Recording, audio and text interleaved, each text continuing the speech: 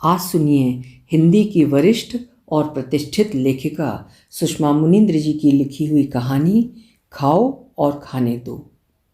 तो शुरू करें कहानी खाओ और खाने दो।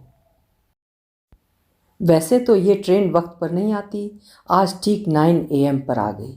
मैं दौड़ते लपकते हाँफते ट्रेन में सवार हुआ। बर्थ पर बैठकर हाँफ रहा हूँ। दिमाग में सदमा चल रहा है। 1 मिनट और ना पहुँचता तो ट्रेन छूट जाती। मुझे रात्रिकालीन यात्रा अच्छी लगती है। आरक्षित बर्थ पर सोते हुए गंतव्य पर पहुंच जाता हूं। ये दिन रात वाली लंबी यात्रा में दिन का वक्त बिताना कठिन होता है। पकाऊ किस्म के सहयात्री मिल जाएं तब तो सचमुच कठिन।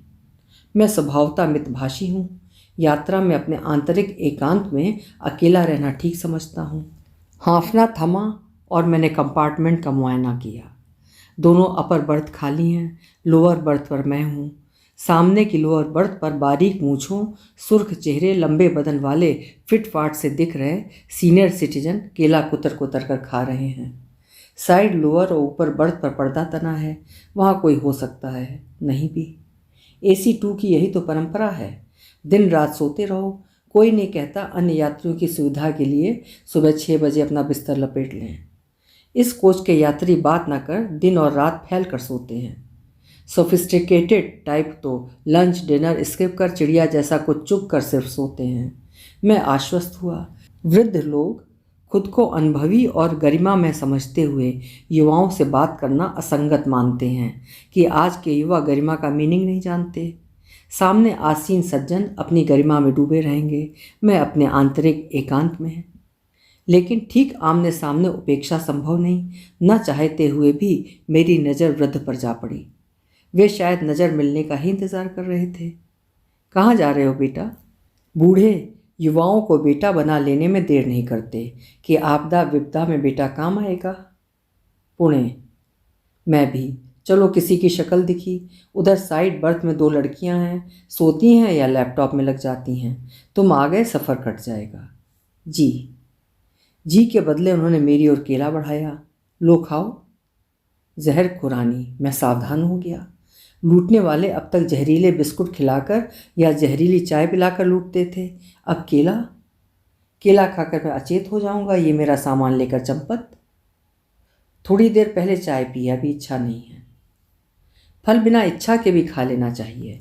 कंबल में मुंह टाप कर पड़ा रहूंगा, वरना बुढ़ा पुणे तक पकाएगा। केला मुझे पसंद नहीं है। बुढ़े में बात से बात निकालने का गजब का हुनर है। यही समस्या है, तुम जवान लोगों को हर वो चीज़ नापसंद है जो हेल्थ को सही रखती है। कहकर वे तनिक झिझके कि बिना परिचय के वे मुझे नसीहत दे रहे हैं। अपनी बहू की बात कर रहा हूँ। पपीता हो या केला, गूदे को चेहरे में चुपड़ लेती है कि चेहरे की चमड़ी चमकेगी। मैं कहता हूँ चुपड़ने से नहीं, खाने से चमड़ी चमकती है। मानती नहीं? जी। मैं जी से आगे नहीं बढ़ूंगा। बुढ़ा समझ लेगा कि मैं बात नहीं करना चाहता। पर वे ना समझ आत्मीय स्वर में लंबी लंबी बातें करने लगे। मैं फलों का शौकीन हूँ। छोटा था दांत से छील कर खूब गन्ना खाता था। गांव में गन्ना, तेंदू, चार, रामफल, सीताफल बहुत खाया है। अब तो तेंदू, रामफल, चार जैसे फल देखने को भी नहीं मिलते। वैसे आम खास पसंद है। गर्मियों में पूरा गांव आम की खुशबू से महकता था। हर घर में पाल अर्थात भूसा या छूला के पत्तों में आम को पकाना डाली जाती थी। आम के मौसम में आज भी मेरी बियारी अर्थात डिनर आम रस के बिना नहीं होती। खाकर बता सकता हूँ, आम बादामी है, मालदहा, चौसा, सुंदरजा, सिंदूरा या आम्रपाली। ये इसी तेजी से प्रत्येक अजनबी के साथ आत्मीय हो जाते हैं या मैं ही हत्ते चढ़ गया हूँ? अब तो कार्बाइड से पकाकर फलों को जहरीला बनाया जाता है। वे कंधे उचकार कर बेआवाज़ हंसे। इसीलिए केला नहीं खा रहे हो? घर में मैंने अच्छी तरह से धो लिया था। वैसे ठीक कहते हो, इतनी मिलावट है कि समझो हम लोग जहर खा रहे हैं। सब्जी में पेस्टिसाइड्स डाला जाता है कि कीड़े ना लगें। फलों में कार्बाइड कि समय से पहले पक जाए। लौकी कुमड़े में इंजेक्शन की बतिया बतंगड़ बन जाए। गाय भैंस को इंजेक्शन लगाया जाता है कि दूध अधिक दें। इसीलिए मैंने अपने बगीचे में फलदार पेड़ लगवाए हैं। बेल का शरबत खास पसंद करता हूँ। बेल इतने बड़े होते हैं। दोनों हाथों से उन्होंने जो साइज बताया वो बेल की नहीं, छोटे गोल तरबूज की आकृति बन रही थी। सुबह जल्दी उठने के कारण मेरी नित्य क्रिया गड़बड़ा गई है। अगर इतनी दिलचस्पी से ये दाना पानी की बातें करते रहे तो लाजमी तौर पर हाजमा गड़बड़ा जाएगा। भाग्य की बात यह रही, वे केले के छिलके फेंकने चले गए। मैं कंबल में लुप्त हो गया। एक नींद लूँगा। नींद के बारे में एक तथ्य प्रामाणिक है, सोने की कोशिश करो तो नींद नहीं आती है, कोशिश छोड़ दो तो आ जाती है। नींद आ जाती, पर बेड़ा गर्क हो संचार तंत्र का।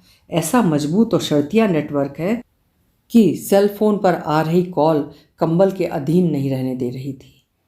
फिर भी आंखें मिलमिलाते हुए कंबल दोज रहा आया। जब तक रहा तब तक पेंट्री कार का कर्मचारी लंच का ऑर्डर लेने नहीं आ गया। मैंने कंबल से सूरत निकाली। हाँ, एक थाली। ठीक सामने वे मूंगफली की चिक्की खाते हुए मुस्कुराए। नींद आई? नहीं, कॉल इतने आए। बैठो, तुम्हें चिक्की खिलाता हूँ। जहर खुरानी। नहीं खाऊंगा, भूख खराब हो जाएगी। चिक्की पेंट्री के खाने से अच्छी है। पेंट्री का नज़ारा कर लो तो खा नहीं पाओगे, इतना अनहाइजेनिक होता है। एक समय था जब हम लोग घर की बनी पूड़ियाँ और मीठे और नमकीन खुरमों के सहारे लंबी लंबी यात्राएं कर लेते थे। मेरा सिद्धांत है, यात्रा पर 2-3 दिन का राशन पानी लेकर निकलो।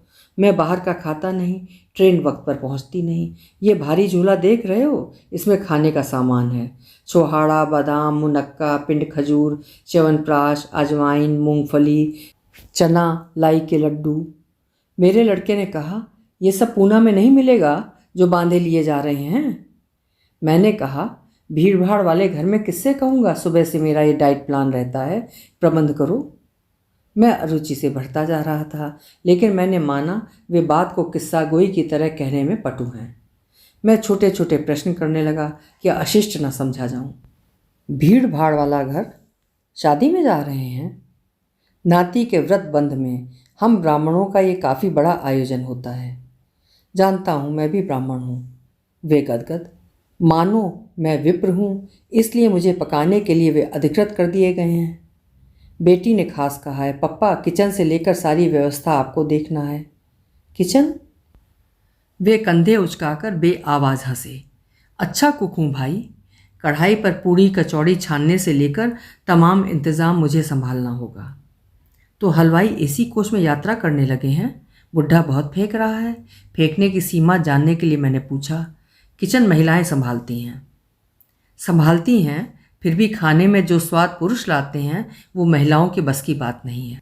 होटल, ढाबे, शादी ब्याह में पुरुष ऐसा लजीज बनाते हैं कि मुंह में पानी आ जाता है। अब तो पत्नी नहीं रही, मैंने उन्हें बहुत कुछ बनाना सिखाया था। अद्भुत बात है। साधारण बात है। पत्नी के स्वर्गवास के बाद खालीपन लगता है, पर खाने की अड़चन नहीं हुई। जो चाहता बना लेता था। बहू क्या आई, मुझसे रसोई छिन गई। बहू मेरे लड़के के कान भर देती है। पप्पा का औरतों वाला व्यवहार है, रसोई में घुसे रहते हैं। लड़का मुझे समझाने लगा, बनाने वाली आ गई है, आप किचन छोड़िए। मैंने सुना दिया, तुम लोग मेरे घर में मेरे साथ रहते हो, जिस तरह चाहता हूँ रहूँगा। तुम दोनों मास्टरी से जो कमाते हो उसमें ठाठ से नहीं रह सकोगे। ठाठ मैंने बनाए हैं। मैं फिर सोच रहा हूँ, ये मुझसे धारा प्रभा बोल रहे हैं या सभी के साथ इतना अनौपचारिक हो जाते हैं। तो अब आप रसोई में नहीं जाते? कंधे उचकाने वाली बेआवाज़ हंसी। बहू बेटे दोपहर में स्कूल चले जाते हैं, मैं रसोई में एक्सपेरिमेंट कर लेता हूँ। 3 पोते पोती हैं, सब मिलकर खाते हैं। मुझे खाने का बहुत शौक़ है और बोलने का भी, जबकि इस उम्र में खाने का शौक़ छूट जाता है। मेरे बाबूजी बहुत सादा खाते हैं। उनकी मुखमुद्रा बताती थी बात उन्हें बुरी लगी है। क्या सोचते हो, गले तक ठूस लेता हूँ। खाने का शौकीन हूँ, पर जानता हूँ क्या और कितना खाना चाहिए। वेंडर थाली रख गया। चलो साथ में खाते हैं, कहकर वे हाथ धोने चले गए। लौटकर इत्मीनान से बर्थ पर बैठे। राशन पानी वाले भारी झोले से गत्ते वाला मिठाई का बड़ा और एक छोटा डिब्बा, फिर सलाद की सामग्री निकाली। छोटे चाकू से टमाटर, खीरा, मूली, नाशपाती कतर कर इस तन्मयता से कचुम्बर सलाद बनाने लगे जैसे कितना व्यस्त रहते हैं, काम में नहीं तो विचार में। खूबसूरत सलाद देखकर मुझे पेंट्री की थाली अभावग्रस्त लगने लगी। उन्होंने उचटती नज़र मेरी थाली पर डाली और पता नहीं क्या सोचकर या कुछ भी नहीं सोचकर कहने लगे, घर का खाना अच्छा होता है, ट्रेन में मिलता है इसलिए घर से नहीं लेके चला। उनका मुख प्रश्नवाची हो गया। क्या मिलता है? आलू बोंडा, पिज्ज़ा, बर्गर और हॉट डॉग? पता नहीं किस बुद्धिमान ने खाने की चीज़ को जानवर का नाम दिया है। हमारे ज़माने में फूड आज की तरह स्ट्रीट पर नहीं आ गया था। अब तो हर 2 कदम पर स्ट्रीट फूड के ठेले मिल जाते हैं। चाउमीन और हॉट डॉग लोगों को क्रेजी बना रहे हैं। फूड सेंटर करोड़ों की कमाई कर रहे हैं। कभी कभी सोचता हूँ मैं विक्रय कर उपायुक्त ना होता तो रेस्टोरेंट डालकर करोड़ों कमाता। इतना अच्छा बनाता पकाता कि लोग क्रेजी हो जाते। पर लड़का कहता है, पापा आप इतने बड़े पद पर रहे हैं, रसोइये के रूप में नहीं सोएंगे। बड़े पद के अपने दबाव और बंधन होते हैं। विक्रय कर उपायुक्त? मेरा चेहरा फक होने जैसे सफ़ेद भाव से संकुचित हो गया। उपायुक्त हैं, लेकिन मैं मन में ही सही बुढ़ा बुढ़ा कह रहा हूँ। सम्मान जाहिर करते हुए मैं सलीके से बैठ गया। आप डिप्टी कमिश्नर हैं? खलासी लगता हूँ। रिटायरमेंट को 12-13 साल हो गए। बहुत फिट लगते हैं। उनके चेहरे में गौरव, क्योंकि स्वास्थ्य और स्वाद का ध्यान रखता हूँ। स्वास्थ्य मेरे लिए सबसे बड़ा एसेट है। Health is wealth. आगे उन्होंने स्वगत कथन किया। बहू की बेवकूफ़ी देखो, आम का अचार रखा है जबकि जानती है मैं आंवले या नींबू का अचार पसंद करता हूँ।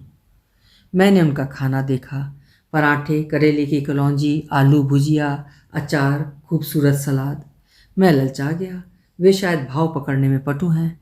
छोटी डिस्पोजल प्लेट में कलौंजी और सलाद मेरी ओर बढ़ा दिया। जहर खुरानी शब्द मेरे जहन से गया नहीं था, पर वे अपनी थाली से दे रहे हैं। प्लेट थामते हुए मैंने उन्हें आदर से देखा। उन्होंने डरा दिया। लोग कहते हैं सफ़र में कोई कुछ खाने को दे तो मत लो। जी, निवाला मेरे हाथ में। मैं कहता हूँ दो भी मत। जी, मैं डरा हुआ। एक बार मैं बुरा फंसा था। स्लीपर क्लास में यात्रा कर रहा था। गाड़ी स्टेशन पर खड़ी थी। मैं खाना खा रहा था। तभी एक तंदुरुस्त साधु भिक्षा मांगने आया। मैंने कहा, कुछ काम करो, भिक्षा मांगते हो? वो बिगड़ गया कि मैं भिक्षा नहीं दक्षिणा लेता हूँ। मैंने कहा, मैं दक्षिणा नहीं देता। बोला, खाना खिलाओ। मैंने पूड़ी के ऊपर सब्जी रख कर दे दी। खाकर वो तड़पने लगा। पूरा गैंग था। उसे तड़पते लौटते देख एकाएक 4-6 साधु और आ गए। कहने लगे, तुमने इसे जहर खिला दिया, थाने चलो। वे तेज आवाज़ में बोल रहे थे। मैं अकेला। लगा मुझे घसीट कर ये लोग थाने ले चले तो परेशान हो जाऊंगा। कुछ यात्री बोले, कुछ देकर इनसे पीछा छुड़ाओ, वरना ये लोग अगले स्टेशन तक हंगामा करेंगे। इलाज के नाम पर साधुओं ने मुझसे 400 रुपये वसूले। फिर तड़पते साधु को लाद कर ट्रेन से उतर गए। लोगों ने ठगने के कितने तरीके निकाल लिए हैं। वे कौर चुभला रहे थे, इसलिए चुप रहे। फिर जवाब ये दिया, कलौंजी कड़वी है। करेले को नमक में लपेट कर कुछ देर रख दें तो करेला पानी छोड़ देता है। फिर करेलों को दबा कर निचोड़ो, पानी के साथ कड़वापन भी निकल जाता है। बहू अनाड़ी है। मैं करेला पसंद करता हूँ इसलिए खा लूँगा, लेकिन कलौंजी कड़वी है। मैं अपनी आदत के अनुसार बड़े बड़े निवाले खा रहा था। वे पूरी रुचि और तल्लीनता के साथ छोटे छोटे कौर इस तरह चबा रहे थे मानो स्वाद के अलावा कुछ भी याद नहीं रखना चाहते। मैंने 10 मिनट में खाना ख़त्म कर लिया। उन्होंने आपत्ति की, इतनी जल्दी? खाना खूब चबा कर खाना चाहिए। डॉक्टर कहते हैं जो काम दांत नहीं करते आंत को करना पड़ता है। ठीक तरह से न चबाओ तो भोजन को क्रश करने में आंत को काफ़ी मेहनत लगानी पड़ती है। एसिडिक गैस्ट्रिक प्रॉब्लम हो जाती है। कलौंजी और सलाद का प्रभाव है या उनकी आत्मीयता का? वे मुझे कुछ मासूम और सम्मानजनक लगने लगे। आपसे एक अच्छी बात सीखने को मिली। क्या? खाने को लेकर इतनी बारीकी से सोचा जा सकता है, लेकिन लोग सोचते नहीं। देखो बेवकूफ़ को, मीठा नहीं रखा। जानती है मैं लंच में मीठा दही और डिनर में कोई मीठी चीज़ ज़रूर खाता हूँ। चिक्की? अच्छा याद दिलाया, तुम भी खाओ। कलौंजी खा ली तो चिक्की में क्या दोष? मैंने लपक ली। क्रिस्पी है, मैंने बनाई है। खाने और बनाने का मुझे इतना शौक़ है कि मैं खुद अचकचा जाता हूँ। खाना बनाने का शौक़ आपको कैसे हो गया? मजबूरी में। मेरी माँ अक्सर बीमार रहती थी। 4 भाइयों में मैं सबसे बड़ा हूँ। रसोई में माँ की मदद करते करते शेफ़ बन गया। मैं हाथ धोकर जल्दी लौटा। उन्हें देर लगी। हाथ मुंह भी शायद आयोजन की तरह संपूर्ण आनंद लेते हुए धोते होंगे। नैपकिन से हाथ पोंछकर दोनों पैर पीछे मोड़कर वज्रासन में बैठ गए। खाने के बाद वज्रासन में बैठता हूँ। पानी खाना खाने के आधे घंटे बाद पीता हूँ। तुम भी नियमों को फॉलो किया करो। नहीं हो पाएगा। सुबह 8 बजे दफ्तर भागता हूँ, देर शाम लौटता हूँ।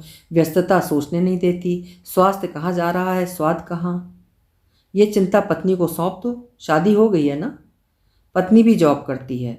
हम दोनों लंच अपने अपने दफ्तर की कैंटीन में लेते हैं। आजकल की महिलाएं जॉब को लेकर क्रेजी हो रही हैं। बहू 3,000 रुपट्टी में प्राइवेट स्कूल में शिक्षिका है। तरीके से ना रसोई संभालती है ना बच्चों को। मैं बच्चों का ख्याल ना रखूं तो कंगाल से नजर आएंगे। कभी माना जाता था पति के दिल का रास्ता उसके पेट से होकर जाता है। आजकल के लड़के बहू के दिल का रास्ता रेस्टोरेंट से होकर जाता है। जिस दिन खाना नहीं बनाना पड़ता बहू बड़ी ताज़ा रहती है। कहता हूँ मैं बना देता हूँ तो कहती है आप तो कलछुल पकड़कर खड़े हो जाते हैं। धोना काटना तमाम प्रिपरेशन मुझे करनी पड़ती है। मेरा इतवार खराब हो जाता है। क्या कहूँ इस पीढ़ी को। तब अच्छा बनाना खाना एक आयोजन होता था। कॉलोनी वाले पूछते थे इतवार को क्या स्पेशल बना रहे हैं। इतवार के दिन पत्नी के साथ मैं रेसिपी ट्राई करता था। वो स्वाद दिल से गया नहीं है। उनकी मुखमुद्रा बताती थी स्वाद जबान पर धुल रहा है। वे शायद सपने में भी लबालब भरी हुई थाली देखते होंगे। ठीक फरमाते हैं। दो ही चिंताएं हैं, स्वास्थ्य और स्वाद। मेरे दांत सही हैं, आंत सही है, ना ब्लड प्रेशर ना जोड़ों में दर्द। नींद अच्छी आती है, भूख अच्छी लगती है। 72 का हूँ लेकिन 4 किलोमीटर मॉर्निंग वॉक करने पर थकान नहीं लगती। इतने फिट हैं, 72 के नहीं लगते। 72 को मैं जीवन का खात्मा नहीं मानता। लोग सोचते हैं रिटायर हुए माने बेकार हो गए। मैं कहता हूँ यही तो समय है अपने तरीके से जीने का। तब वक्त पर दफ्तर पहुँचने की मारामारी रहती थी। वेतन कम था। सोचना पड़ता था क्या खाएं क्या बचाएं, कैसे 3 लड़कियों की शादी करें, कैसे मकान बनवाएं, कैसे लड़के को सेटल करें। महंगाई भी कम थी। महंगाई के अनुपात में वेतन कम था। अब महंगाई से अधिक वेतन बढ़ गया है। मुझे इतनी अधिक पेंशन मिलती है कि अचकचा जाता हूँ। अकाउंट में गलत पैसा तो नहीं आ गया। उनका वज्रासन पूरा हुआ। छोटी शीशी से निकालकर अजवाइन फाँकी। पानी पीकर शीशी मेरी ओर बढ़ाई। मैं च्युइंगम चबा रहा था, मना कर दिया। वे रिसा गए। अजवाइन नहीं खाओगे लेकिन च्युइंगम चबाओगे। अजवाइन से पाचन ठीक रहता है। एक नींद दूंगा अब। मैं भी। मैं लेट गया। उनको लेकर नहीं सोचना चाहता लेकिन सोच रहा हूँ। खाने सोने हर काम में ऐसी नियमितता कम देखने को मिलती है। दिलचस्प आदमी है। सार्थक रूप से दिन बिताना इन्हें आता है। मुझे बाबूजी याद आ रहे हैं, थके हारे निचुड़े जीवन से उबे हुए।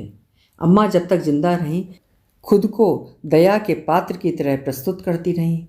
हमको कोई पूछता नहीं, हमारे पास कोई बैठता नहीं, हमारी कोई सुनता नहीं। गांव में रह रहे बाबूजी सुस्त होकर सामने की ओसारी में सिमट गए हैं। वहीं उठना बैठना।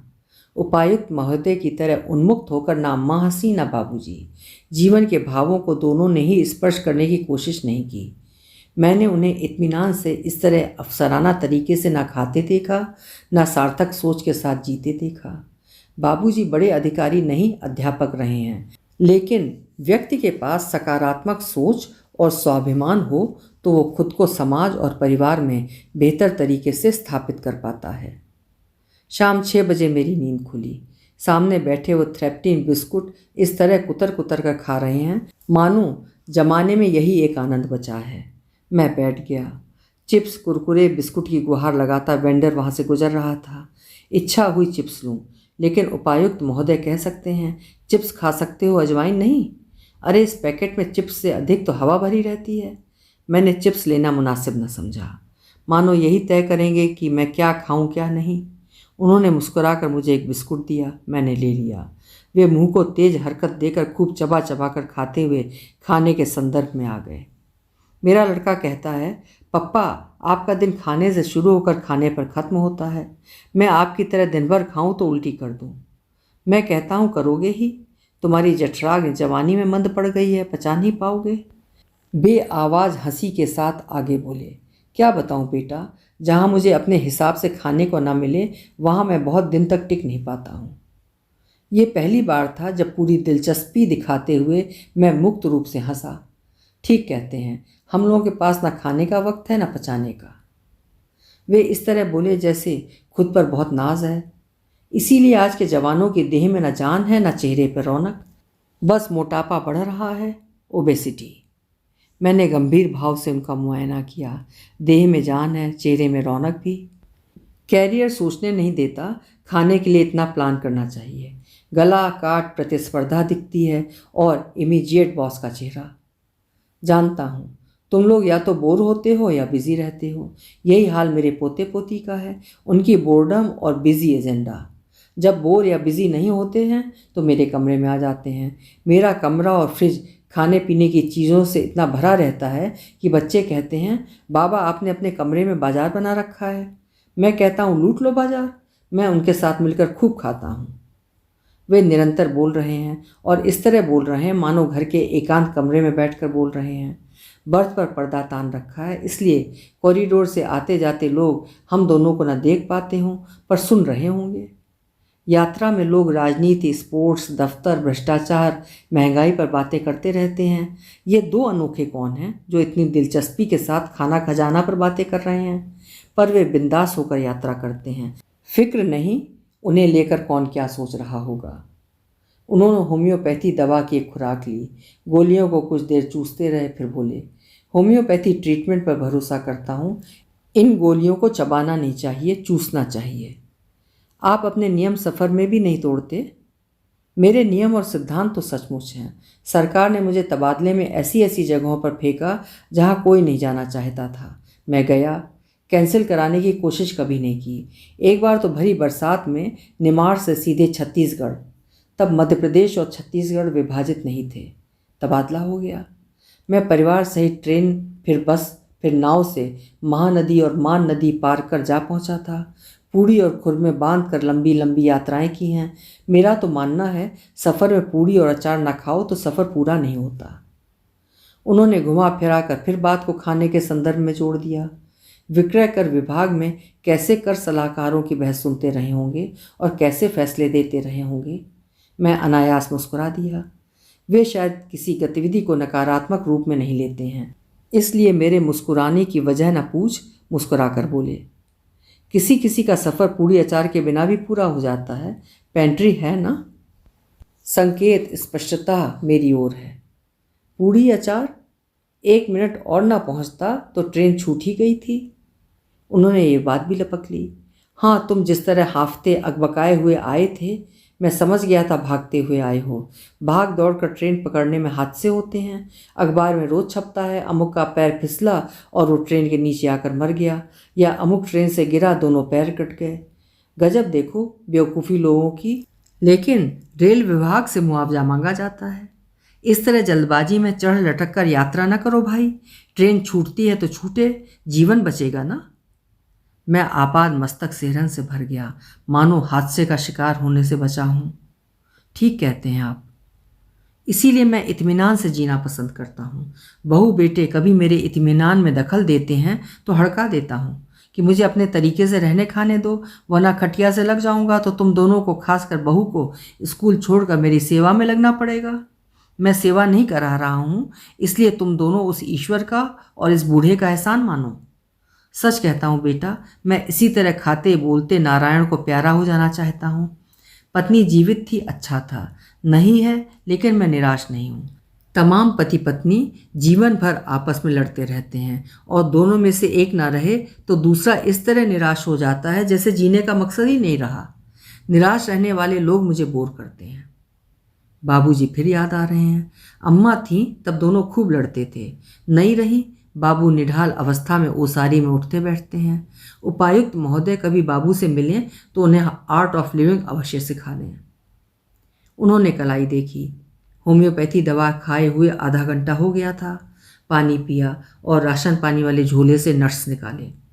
लो खाओ, अब तो डिनर का वक्त हो रहा है। वे नट्स चबाने लगे। मैं डिनर स्किप करूँगा।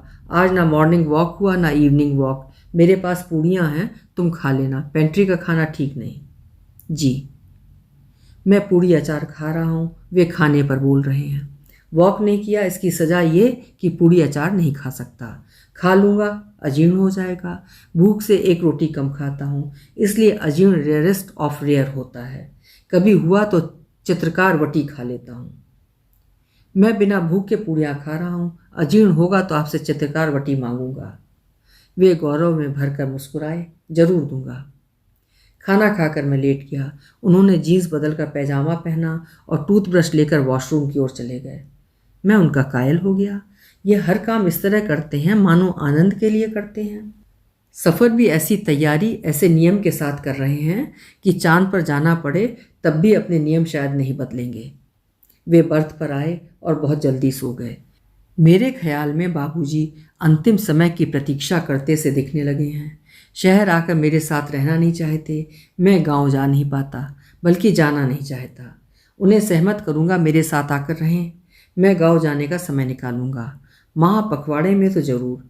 उनके खाने पीने का उचित प्रबंध करूंगा, सिखाऊंगा। दिन इस तरह बिताएं कि सार्थक लगे। टूटते गए हैं बाबूजी, उपेक्षित हुए हैं। मुझे उनका ध्यान रखना चाहिए। सुबह जब मैं जागा, वे बर्थ प्रयोग कर रहे थे। अभंग नियमितता। फ्रेश हो चुका हूँ, फिर टॉयलेट वैकेंट नहीं मिलता। कहाँ पहुँच गए? ट्रेन 2 घंटे देर से चल रही है। पुणे पहुँचने में 9 साढ़े 9 लगेंगे। मैं अलसाया पड़ा रहा, फिर वॉशरूम की ओर चला गया। लौट कर उन्हें पिंड खजूर चबाते पाया। आपकी सुबह पिंड खजूर से शुरू होती है? 1 लीटर पानी से। रात में तांबे के लोटे में भरकर रख देता हूँ, सुबह पीता हूँ। फिर ग्रीन टी बनाता हूँ। कमरे में इलेक्ट्रिक केटल है, शहद घोल कर पीता हूँ। थोड़ा गैप देकर कुछ ना कुछ खाता हूँ। मेथी दाना और बादाम, मुनक्का, छुहाड़ा रात में पानी में फुला देता हूँ। योग के बाद खाता हूँ। 9 बजे तुलसी का काढ़ा पीता हूँ। लंच में मीठा दही पसंद है। दोपहर में सीधा नमक और भुना जीरा वाला मट्ठा। बेर्री की रोटी। बोर तो नहीं हो रहे हो? मैं कितना बोलता हूँ और हरदम खाने पर बोलता हूँ। नहीं नहीं, बिल्कुल नहीं। ये जर्नी मुझे याद रहेगी। आपने मुझे जीने की कला बताई है। बुढ़ापे में मैं ठीक आपकी तरह खाती पीती दिनचर्या बनाऊंगा, सकारात्मक और सार्थक। उनकी बेआवाज़ हंसी। हाँ बेटा, लक्ष्य या संकल्प नहीं है, लेकिन सिद्धांत बन गया है। खाओ और खाने दो। बाकी साथ में कुछ नहीं जाना है। स्टेशन से कैसे जाओगे? ऑटो से। आप? बेटी गाड़ी भेजेगी। पुणे स्टेशन। ड्राइवर उनकी बर्थ पर आकर सामान समेटने लगा। उनकी सावधान नज़र राशन पानी वाले झोले पर। झोला कहीं ट्रेन में ना छूट जाए। अभी आप सुन रहे थे सुषमा मुनींद्र जी की कहानी खाओ और खाने दो। लेखिका ने अपने पात्र द्वारा सार्थक और सकारात्मक जीवन जीने की कला बताई। आशा है कहानी आपको भी ज़रूर पसंद आई होगी। अपने विचार कमेंट सेक्शन में ज़रूर लिखिएगा। कल मिलेंगे ऐसी किसी उम्दा कहानी के साथ। आपका समय शुभ हो।